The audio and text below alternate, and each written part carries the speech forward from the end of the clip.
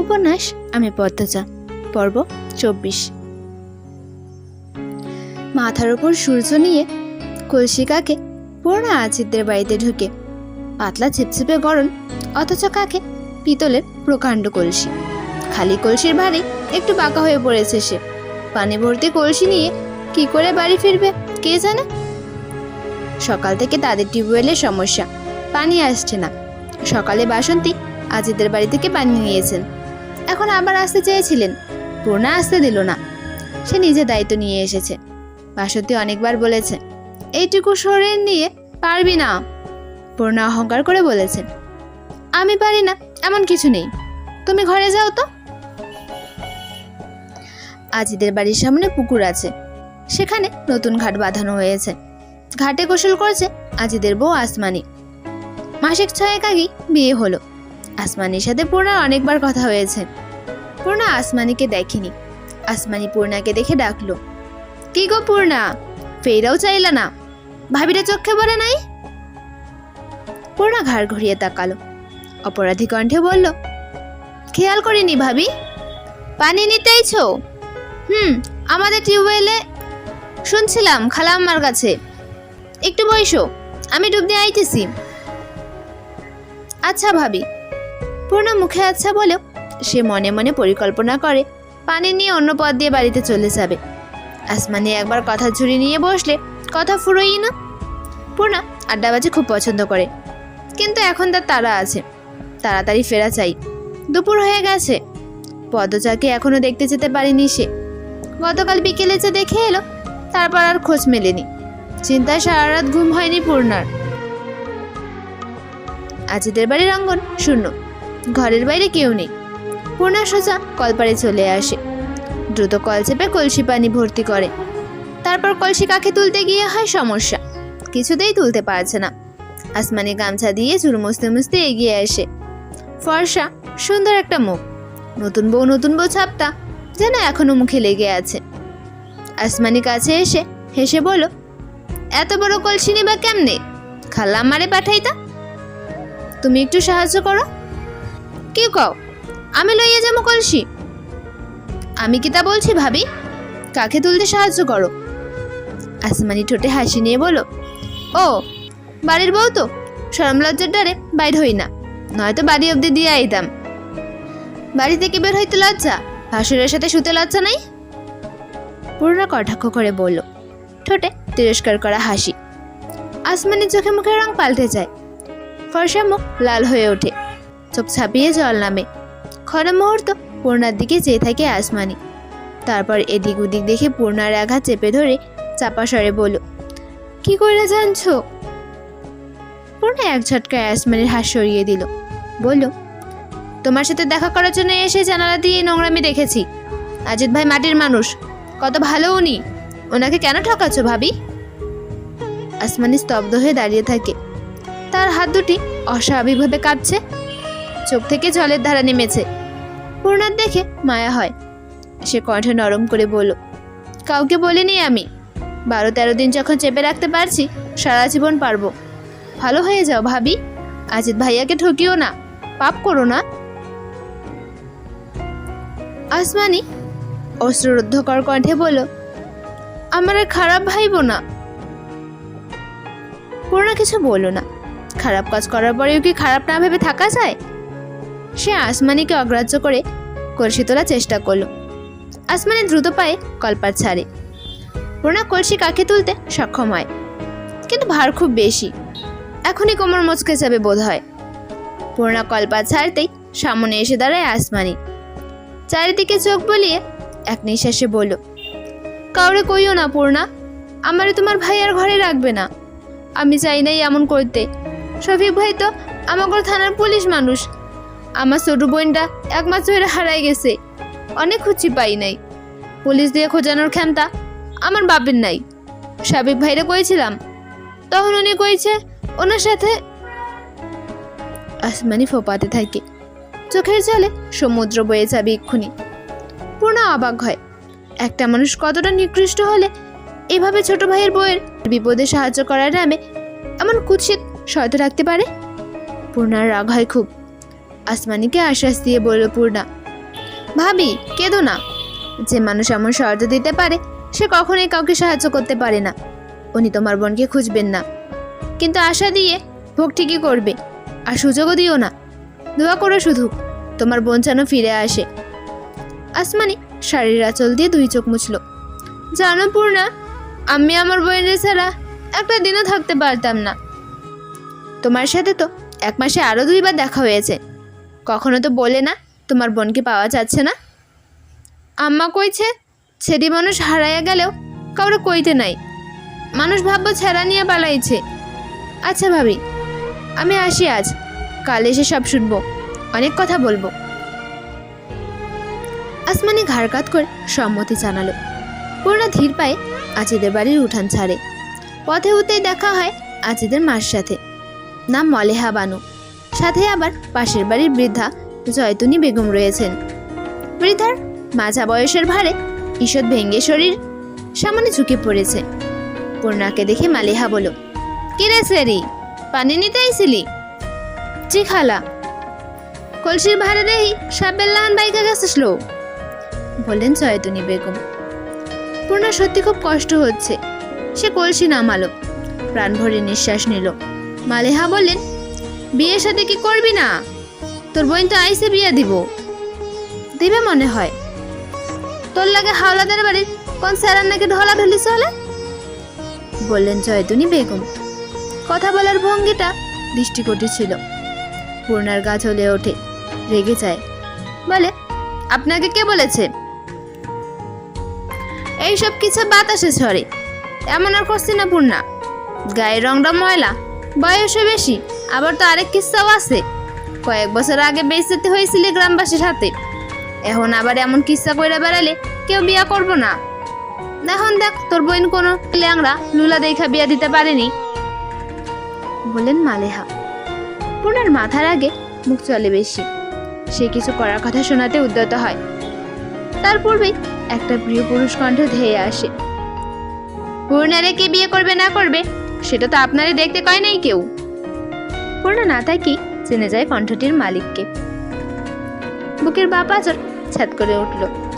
উপস্থিত 3 জনে একসাথে ঘুরে তাকায়। কিছুটা দূরে মৃদুল দাঁড়িয়ে আছে, মাথায় গামছা বাঁধা, পরনে কালো শার্ট আর নীল লুঙ্গি। রোদের আলোয় গায়ের ফর্সা রংটা চিকচিক করছে, কি সুন্দর। পূর্ণা হেসে আবার চোখ ঘুরিয়ে নিল। মৃদুল মালেহাকে উদ্দেশ্য করে আবার বলল, নিজের চরকায় তেল দেন, পূর্ণার গায়ের রং ময়লা আর আপনার কি পরিষ্কার? নিজের রংটা আগে দেখেন। এই স্যারা, তুমি কই থেকে আইছো? বাপের নাম কি তা? বললেন মালেহা। কেন, পছন্দ হয়েছে? ছেড়িয়েছে, বিয়ে দিবেন? ছেলের গায়ের রং পরিষ্কার তো? মালেহা বানু হকচকিয়ে গেলেন। এই কেমন জাতের ছেলে, কেমন ফটফট করে? মৃদুল যেন বিরাট রসিকতা করেছে, এমন ভাবে হাসলো পূর্ণা। মৃদুল কলসি কাঁধে তুলে নিল।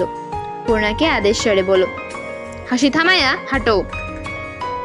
মালেহা বানু ও জয়তুনি বেগমকে অবাক করে মৃদুল পূর্ণা চলে যায়। কিছুটা দূরে এসে পূর্ণা প্রথম মুখ খুলল। কখন এসেছেন? কিছুক্ষণ আগে। মুখটা শুকনো দেখাইতেছে কেন? আপাকে দেখেছেন আপনি? না, অন্তর্মহলে ঢুকি নাই। পূর্ণা চুপ হয়ে যায়। মৃদুল বলল, এত ভার কলসি নিতে পারছো? কষ্ট হয়েছে তো নিতে গেলে কেন? পূর্ণা আবার চুপ হয়ে গেল। মৃদুল দাঁড়িয়ে পড়ে।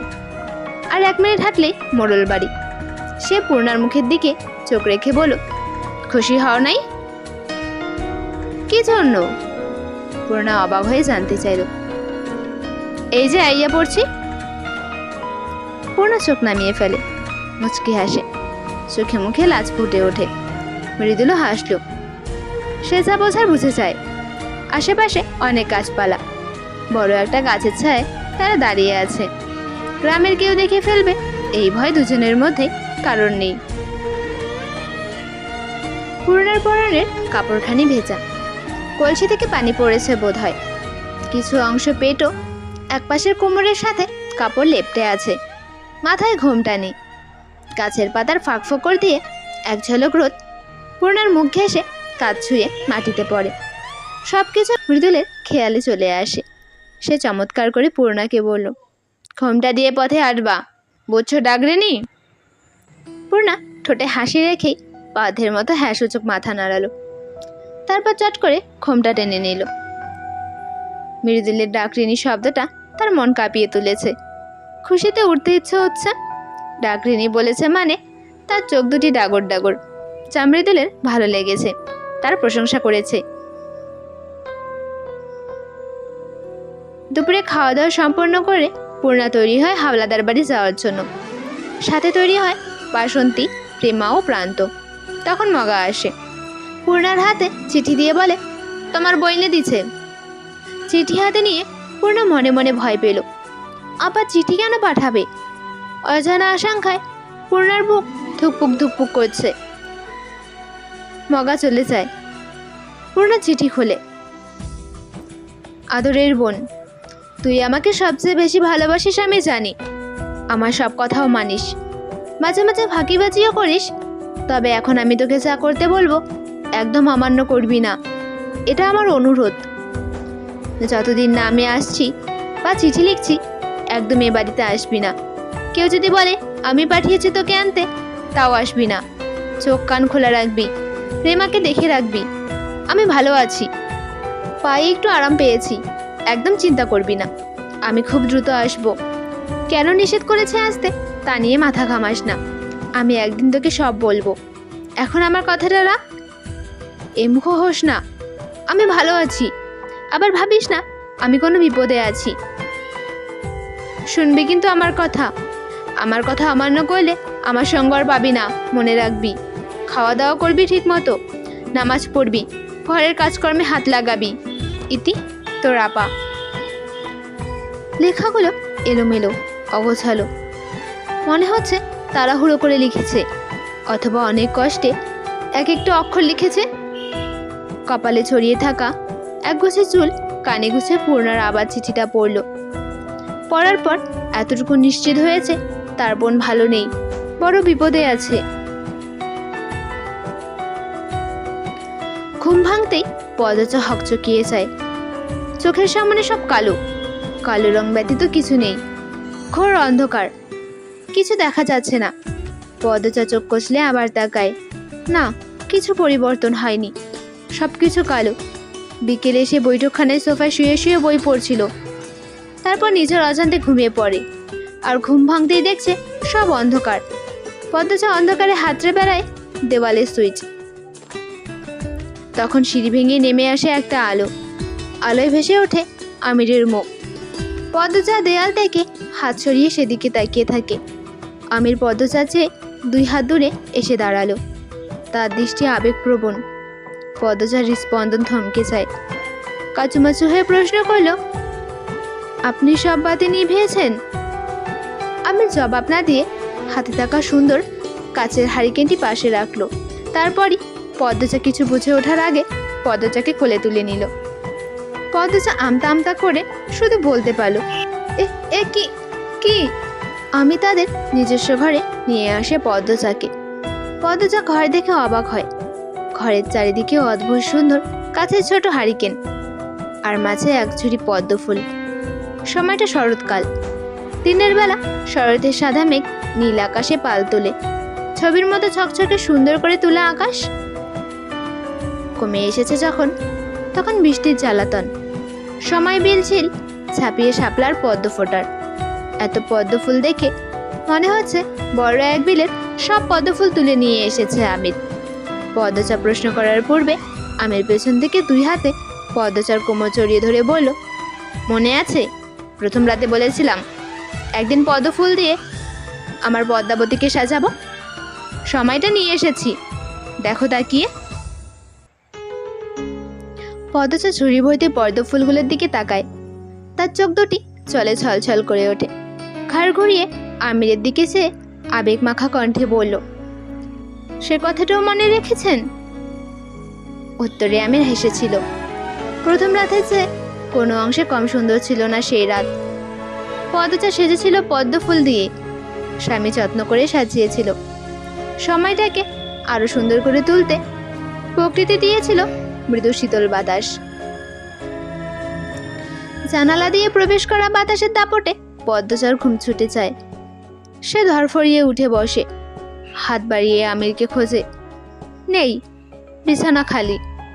আবার সে পুরনো দিনের আরেকটি সুন্দর মুহূর্ত স্বপ্নে দেখেছে। তার চোখ দুটি জলে ভরে ওঠে।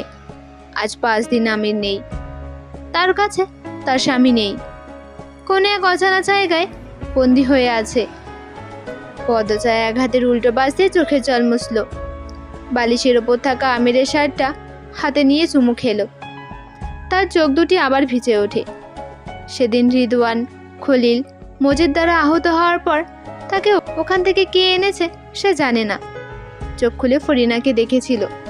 তিনি ডুকরে কাঁদছেন আর চোখে জল মুছছেন। লতিফাকে জিজ্ঞেস করে পদচা জানতে পারে সময়টা দুপুর। সর্বাঙ্গে তখন বিষধর ব্যথা, ওঠার শক্তিটুকুও নেই। গলায় ব্যথা একটু বেশি ছিল। প্রথমে তার মাথায় আসে আমিরের কথা। রাতের ঘটনা মনে পড়তেই বোঝা যায় এভাবে সে এদের সাথে পারবে না। তাকে তার মায়ের মতো শান্ত হতে হবে, সময় সুযোগ বুঝে কাজ করতে হবে। ফরিনা আদর করে খাইয়ে দেন।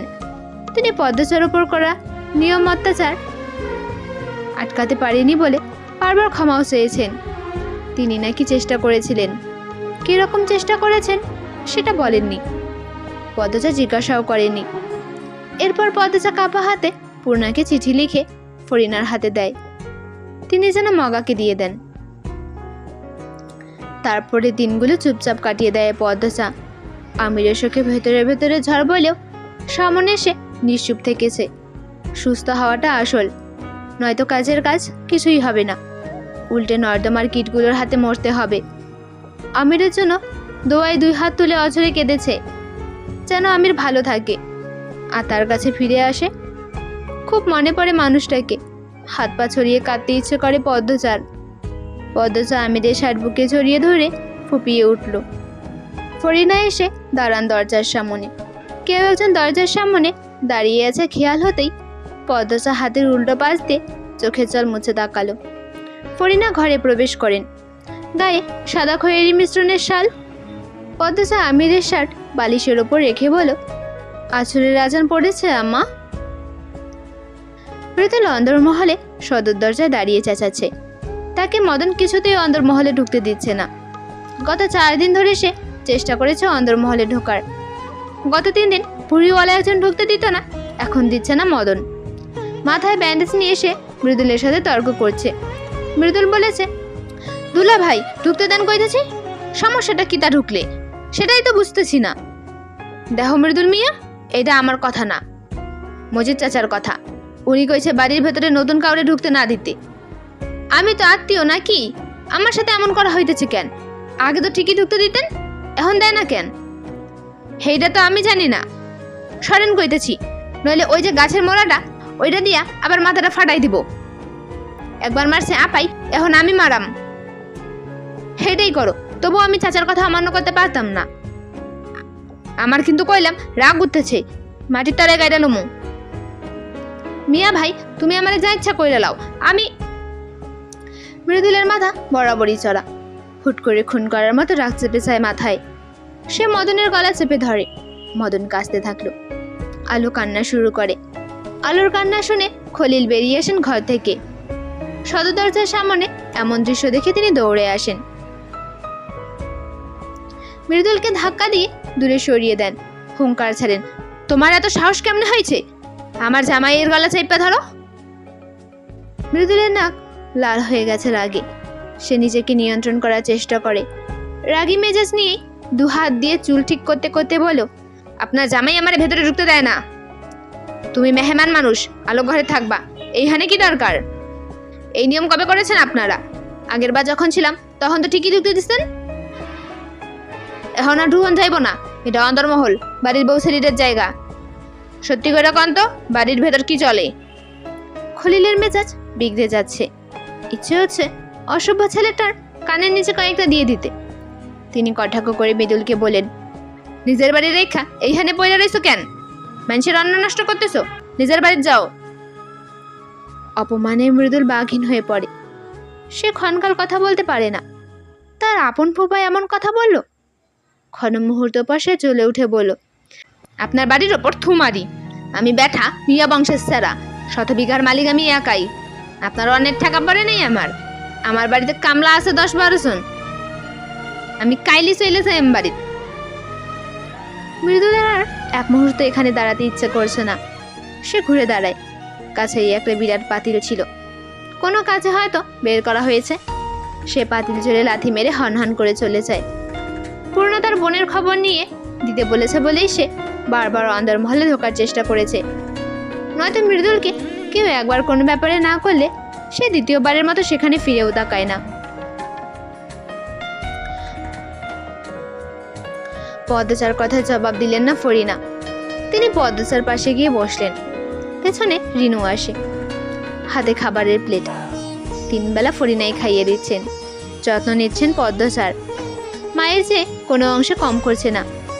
তবু ওই মানুষটা কোনো কারণে সেদিন তার চিৎকার শুনেও বাঁচাতে চায়নি। ফরিনা প্লেট হাতে নিতেই পদ্মচা বলল, আমি এখন মোটামুটি ভালো আছি আম্মা, আমি খেয়ে নিতে পারবো, হাতেও তো পারি। পদ্মচার এক কথায় খাবারের প্লেট পদ্মচার হাতে তুলে দিলেন ফরিনা, আর রিনুকে চলে যেতে বলেন। পদ্মচা চুপচাপ খেয়ে নেয়। তার খেতে ইচ্ছে করছে না একদমই, কিন্তু সামনের যুদ্ধটার জন্য খেতেই হবে। তাকে সুস্থ থাকতে হবে, সুস্থতা ছাড়া যুদ্ধে সফল হওয়া সম্ভব নয়। যতক্ষণ পদ্মচা খেলো ততক্ষণ ফরিনা পাশে বসে থাকলেন। খাওয়া শেষ হওয়ার পর পদ্মচা ফরিনাকে বলল, আব্বাকে খুব ভয় পান না আম্মা? ফরিনা স্বাভাবিকভাবেই জবাব দিল, সব বউরাই স্বামীরে ডরায়। না, আপনি একটু বেশি ভয় পান, সমের মতো। কবিরাজের দেওয়া ওষুধটা এখন খাও। আপনি কথা এড়োচ্ছেন আম্মা? আচ্ছা, ওষুধ দেন আগে। ফরিনা আলমারি খুলে ওষুধ বের করলেন, তারপর এগিয়ে দিলেন পদ্মচার কাছে।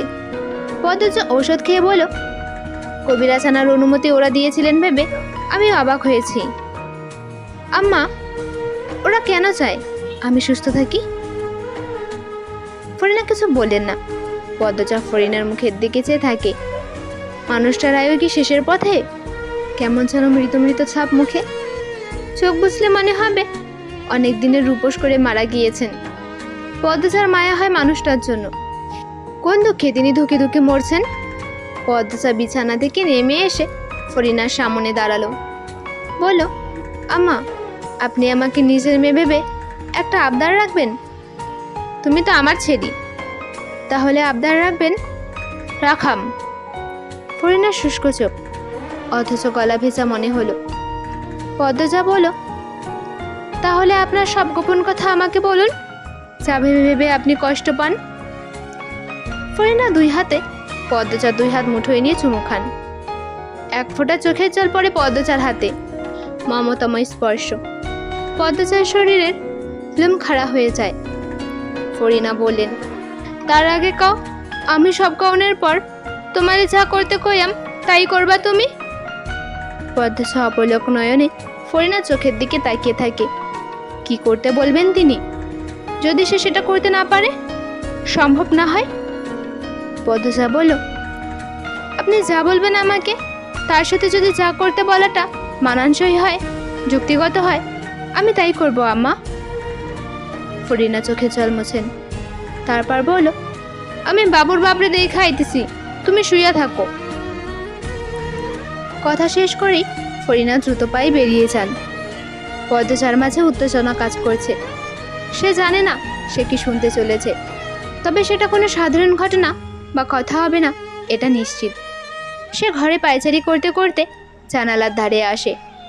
দেখতে পায় রিদওয়ানকে হাতে একটা পলিথিন নিয়ে জঙ্গল থেকে বেরিয়ে আসছে। এই জঙ্গলের মাঝেই তো আছে তালাবদ্ধ রহস্য জাল, যার চাবি বোধহয় তার কাছে আছে। আলমগীরে দেয়া চাবিটাকে পদ্মচার কোনো তালাবদ্ধ রহস্য জালে চাবি মনে হয়। রিদওয়ান গত দিনগুলোতে 3-4 বার তাকে দেখতে এসেছে, কিন্তু কিছু বলেনি। রিদওয়ানের মতিগতি বোঝা যায় না, অদ্ভুত সে। রিদওয়ানকে দেখলে পদ্মচার শরীর রাগে কাঁপে। বেশ কিছুক্ষণ পর পায়ের শব্দ আসে কানে। শব্দটা শুনে মনে হচ্ছে পুরুষের পায়ের শব্দ।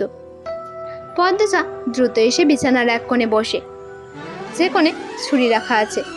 ঘরে প্রবেশ করে রিদওয়ান। পদ্মচাকে দেখেই লম্বা করে হেসে বলল, তারপর বলো কেমন আছো?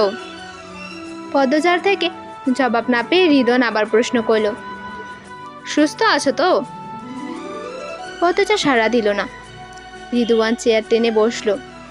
বলো, তোমাকে এত চুপচাপ দেখে অবাক হচ্ছি। কি পরিকল্পনা করছো বলো তো? পদ্মচা তীক্ষ্ণ দৃষ্টি নিয়ে তাকালো। বলো, কাপুরুষ বোধহয় আপনার মতো মানুষকেই বলা হয়।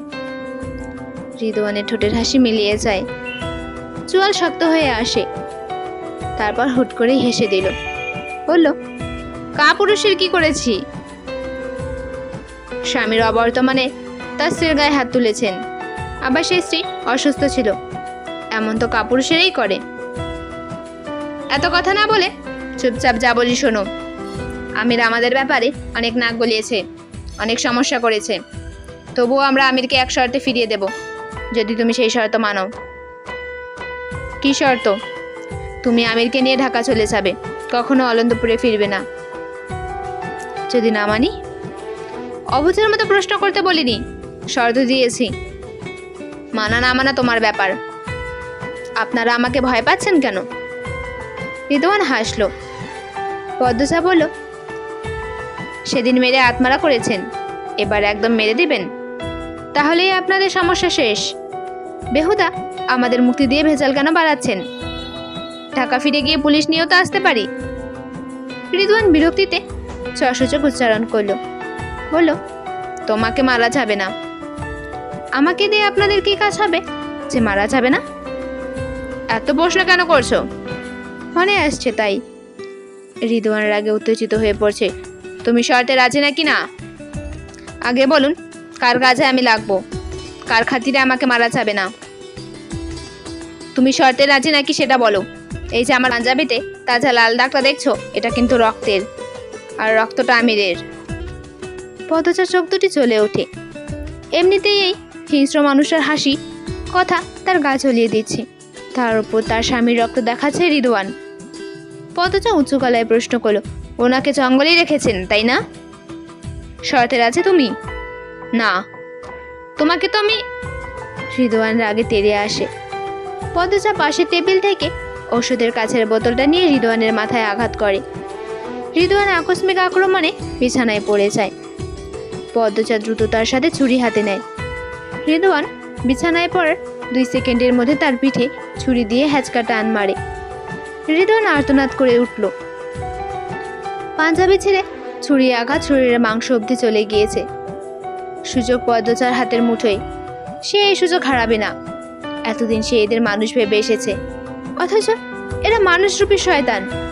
আর শয়তানকে বুঝে শুনে নয়, ইচ্ছে মতো আঘাত করা উচিত। পদ্মচা দ্রুত কাঠের চেয়ার তুলে নেয় হাতে, শরীরের সব শক্তি দিয়ে বাড়ি মারে রিদওয়ানের মাথায়। রিদওয়ানের কানের পাশে রক্তের ধারা নামে, নিস্তেজ হয়ে পড়ে তার শরীর। পদ্মচা হিংস্র বাঘিনীর মতো হাঁপাতে থাকে। মিনিট 2 পর শাড়ির আঁচল মেঝে থেকে তুলে বুকে ছড়িয়ে নেয়। হুট করেই যেন শান্ত সমুদ্র গর্জন তুলে লণ্ডভণ্ড করে দিয়েছে চারপাশ।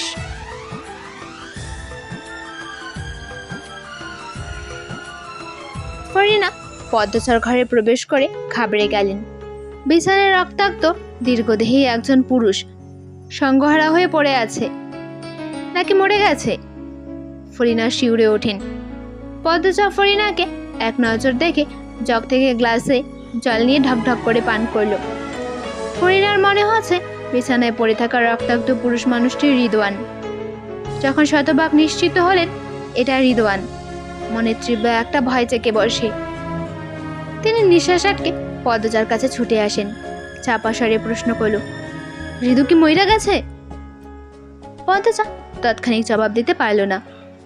সময় নিয়ে ধীর সুস্থে বললেন, মরেনি বোধহয়, তবে বেশিক্ষণ এভাবে থাকলে মরে যাবে। পদ্মচা তরঙ্গহীন গলায় স্বর ফরিনার ভয়ের মাত্রা বাড়িয়ে দিল। তিনি পদ্মচাকে আচমকা বুকের সাথে জড়িয়ে ধরলেন। পদ্মচা থম্মত খেয়ে গেল। ফরিনা হৃৎপিণ্ডের কাঁপুনি টের পায় সে। ফরিনা অস্থির হয়ে বলেন, ও মা।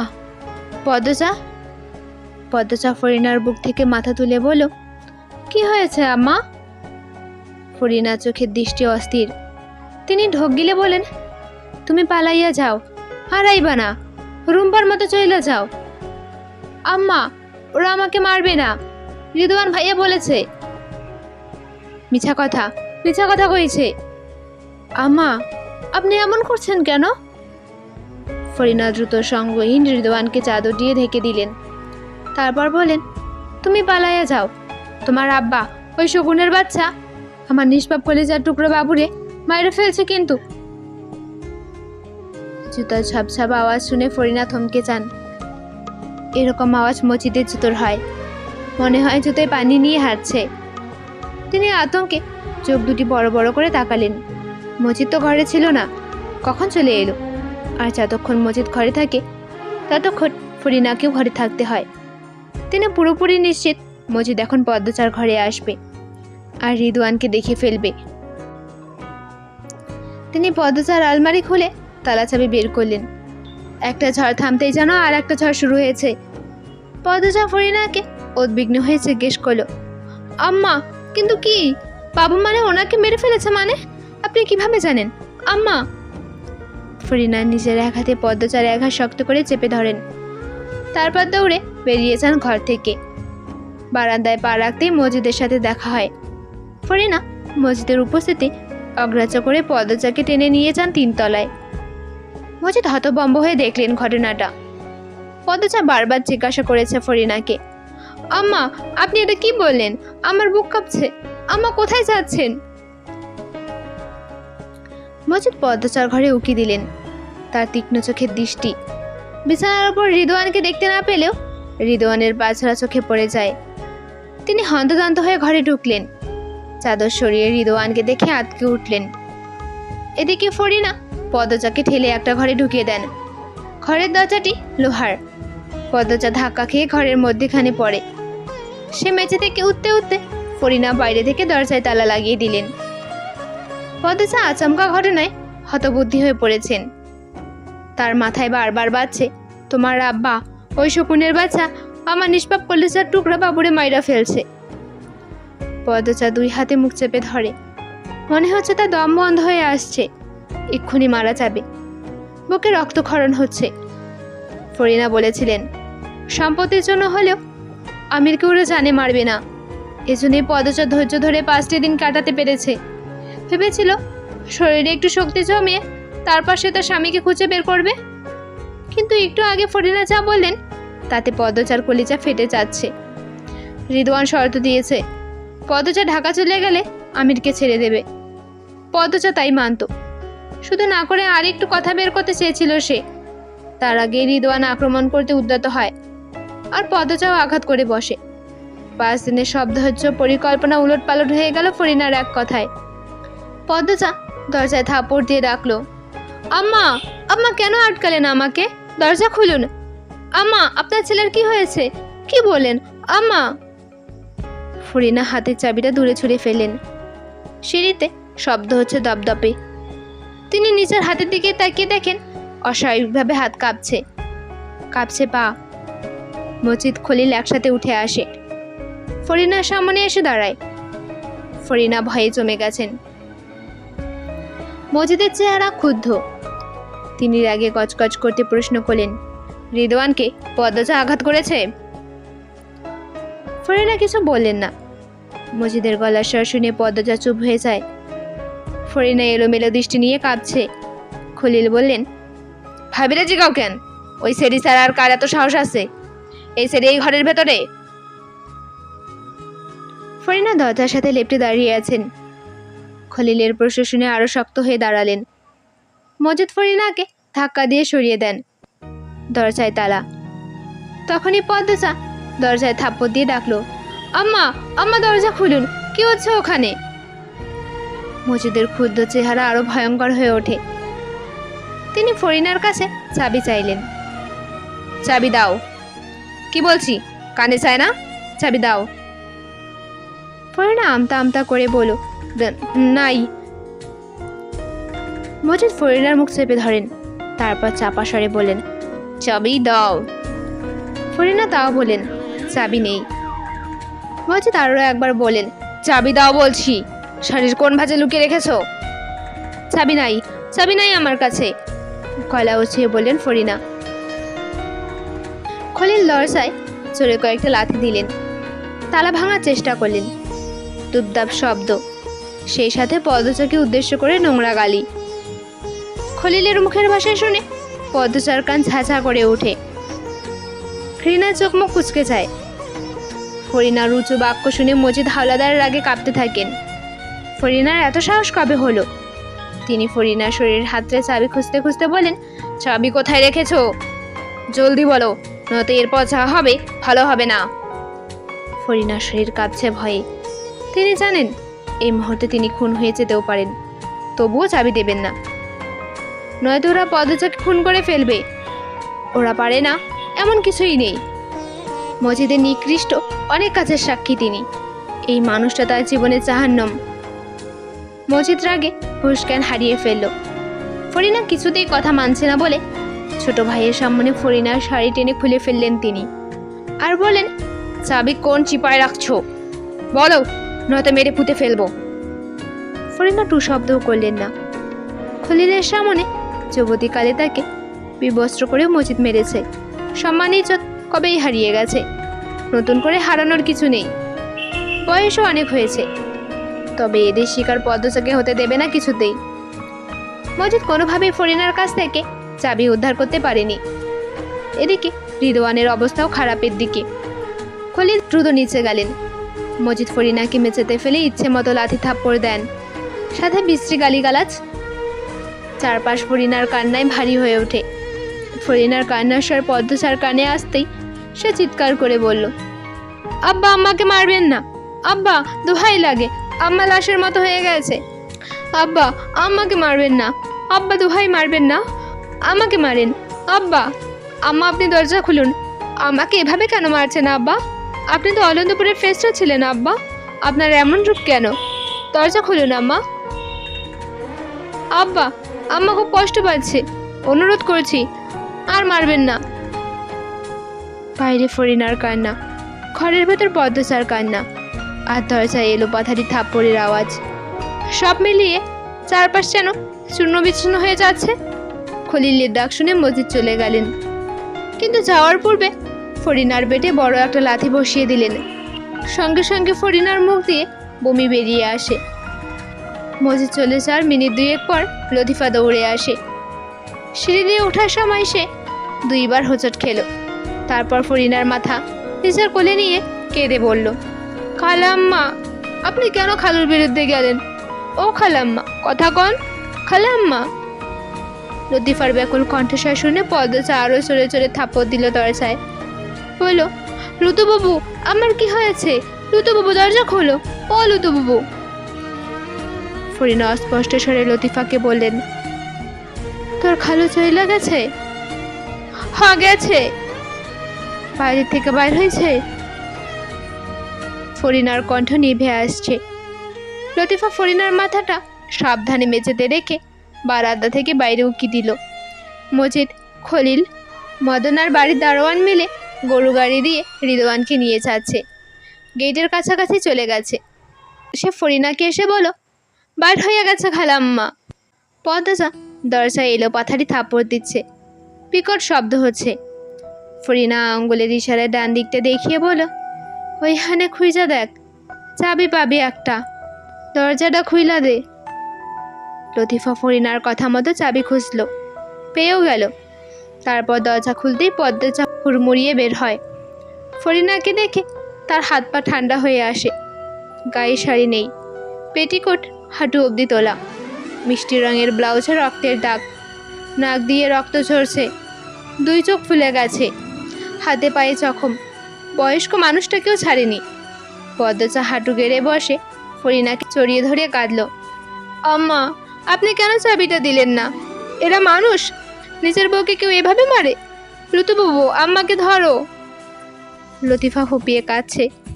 সে কাঁদতে কাঁদতে বলল, পদ্মচা, তুমি কিচ্ছু জানো না, কালু এমনই মারে। এখন ধরো আম্মাকে। লতিফা, পদ্মচা দুজন মিলে ফরিনাকে ধরে ধরে তিনতলায় আরেকটি ঘরে নিয়ে যায়, যে ঘরটিতে প্রথম রুম্পা ছিল, তারপর রানী। নিস্তল অবধি নিয়ে যাওয়া সম্ভব নয়। ফরিনা মেঝেতে পা সোজা করে ফেলতে পারছে না, চোখ দুটি বারবার বুঝে যাচ্ছে। পদ্মজা একটা অদ্ভুত অনুভূতি অনুভব করছে, যেমনটা তার মায়ের মৃত্যুর আগে অনুভব হয়েছিল। পদ্মজার গা কেঁপে ওঠে, চোখ ছাপিয়ে জল নামে। মনে মনে কেঁদে বলল, আল্লাহ, কেন আমার সাথে এমন হচ্ছে? কিসের পরীক্ষা নিচ্ছ তুমি? আমার চারপাশে এত নির্মম কেন? কোথায় আছো আম্মা? কোথায় আছেন পরিচার আব্বু? আমি ভীষণ একা, ভীষণ। পদ্মজার হেঁচকি উঠে গেল। সে ঢোক গিলে নিজেকে সামলায়। ফরিনার যত্ন নিতে হবে তার। ফরিনাকে বিছানায় শুয়ে দিতেই তিনি থেমে থেমে বলেন, আমার কই মাছের জান, আমি মরতাম না। তুমি তুমি পালায় যাও। আম্মা, আমি আপনাকে ছেড়ে কোথাও যাব না।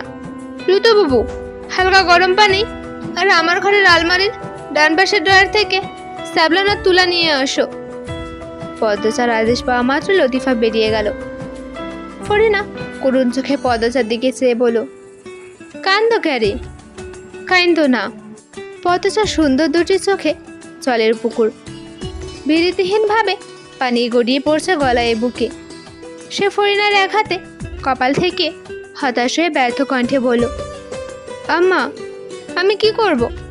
যখন ভাবি এবার সব ঠিক হয়ে যাবে, তখনই ভয়ঙ্কর সব ঘটনার সম্মুখীন হতে হয়। আমি আর পারছি না, এত খারাপ পরিবেশ আমি আর নিতে পারছি না আম্মা। নিজেকে কিছুক্ষণ আগে শক্তিমান মনে হয়েছে আমি চাইলে সব পারবো, কিন্তু এখন খুব দুর্বল মনে হচ্ছে। আমি ওদের বিরুদ্ধে পেরে উঠছি না।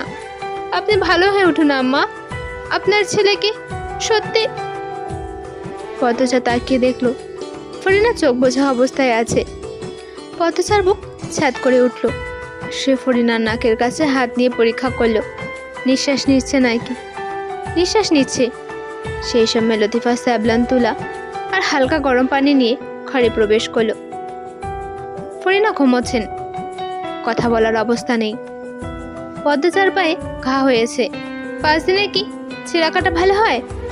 শীতের কারণে উল্টে আরো কষ্ট বাড়ে। পায়ের অবস্থা যা তা, তাতে অবশ্য যায় আসে না পদ্মজার। সে অস্থির হয়ে আছে, বুকে এক ফোঁটাও শান্তি নেই। রিদওয়ান দুপুরে জঙ্গল থেকে ফিরেছিল। পদ্মজার ধারণা আমির জঙ্গলে কোথাও বন্দি আছে, অথবা লাশটা হলেও আছে। ভাবনাটা পদ্মজার মাথায় আসতেই সে দ্রুত মাথায় চেপে ধরে বিড়বিড় করে, না, আমি কি ভাবছি? কিছু হয়নি, কারো কিছু হয়নি, সবাই ভালো আছে। সে লতিফার দায়িত্বে ফরিনাকে রেখে নিচতলায় নেমে আসে। সাথে ছুরি রামদা নিয়েছে। আজ খোপা করেনি, বেনি করেছে। বাড়িতে কোনো পুরুষ নেই, সব হাসপাতালে। ওরা ফিরলে সে আর আস্ত থাকবে না। তার আগেই আমিরকে বের করতে হবে। সেই সাথে লুকোনো গুপ্ত রহস্য। সদর ঘরে আমিনা ছিলেন। তিনি আলোকে খিচুড়ি খাওয়াচ্ছেন। নির্বিকার ভঙ্গি, কোনো তাড়া নেই, চিন্তা নেই। রিদওয়ানের অবস্থা কি দেখেনি? এই মানুষটা শুধু রানীর জন্যই কাঁদেন, আর কারোর জন্য না। কিন্তু কেন? পরিবারের সবার সাথে দূরত্ব বজায় রাখেন।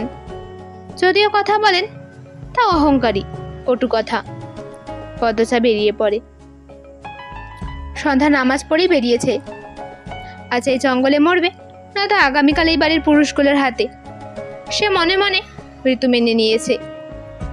ধীর পায়ে হেঁটে জঙ্গলে ঢোকে। বোনেদের কথা খুব মনে পড়ছে।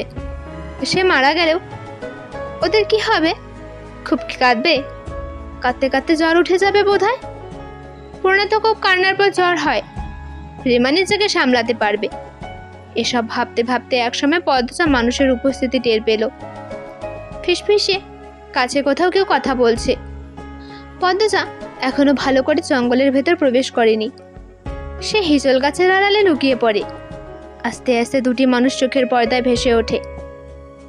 তারা জঙ্গলের পশ্চিম দিক থেকে এসেছে।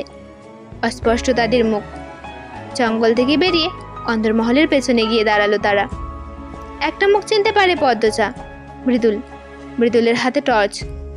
সেই টর্চের আলোতে পাশের জনের হাত ভেসে ওঠে। এক হাতে লাল তাজা রক্ত, অন্য হাতে রামদা।